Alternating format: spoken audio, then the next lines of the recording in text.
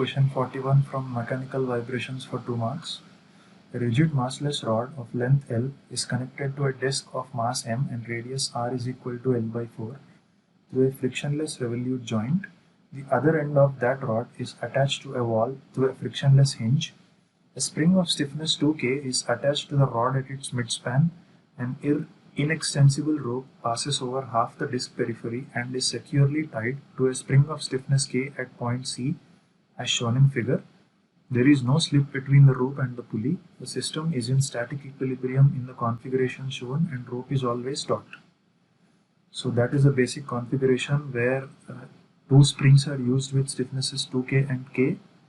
One is at the midspan of the massless rod and the other is attached to the pulley at point C.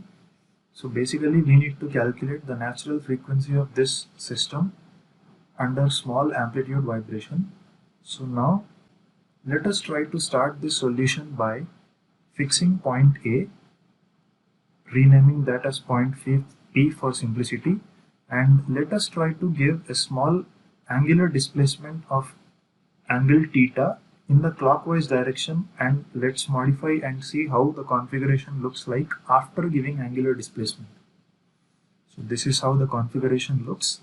The dashed line there denotes the initial configuration before any angular displacement, and the solid line is the instantaneous configuration after giving an angular displacement of theta in the clockwise direction. Since that is attached to a hinge at point P here, an immediate and inertial torque will generate at that hinge to resist the angular displacement in the direction opposite to rotation. That is, the inertial torque will try to improve in the direction of anti-clockwise rotation, since the instantaneous angular displacement is given in clockwise direction. Okay. Fs1 corresponds to the spring with stiffness 2K. Since it is given angular displacement in the clockwise direction, the spring tries to pull that instantaneous configuration to original configuration. Since that is extended by L by 2 sin theta from the initial configuration, that will be multiplied with the spring stiffness 2K to give the Fs1 value, which is KL sin theta. So similarly, Fs2 can be found out as K into 2L sin theta. So the next step is we will try to calculate the moment at point P.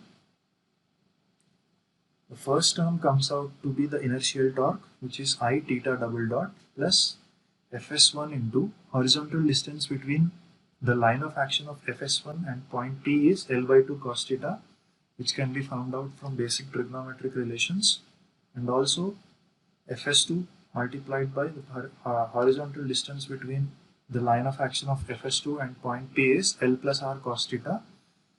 So upon simplification, we get I theta double dot plus KL square sin theta cos theta by 2 plus 2KL sin theta into L plus R cos theta. We know that for smaller theta, sin theta can be approximated as theta and cos theta can be approximated as 1. So this step simplifies to I theta double dot plus KL square theta by 2 plus 2KL theta into L plus R is equal to 0. Okay. So but in the question it is given that the radius of the pulley is L by 4. Replacing that will give us this equation, and upon further simplification we get I theta double dot plus 3KL square theta is equal to 0.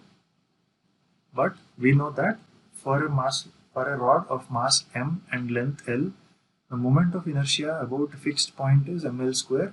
So I is equal to ml square here. Substituting that in the above equation will give us ml square theta double dot plus 3KL square theta is equal to 0. When we observe clearly, L square is common in both the terms. When we take that common and send it to the other side, we are remained with m theta double dot plus 3k theta is equal to 0. We can rewrite this as theta double dot plus 3k by m into theta is equal to 0. So when we compare this with equation of motion, the coefficient of the term theta is nothing but omega n square. So we can write that the natural frequency omega m is equal to under root 3 into under root k by m, which is nothing but under root 3k by m. Okay, this matches with option C.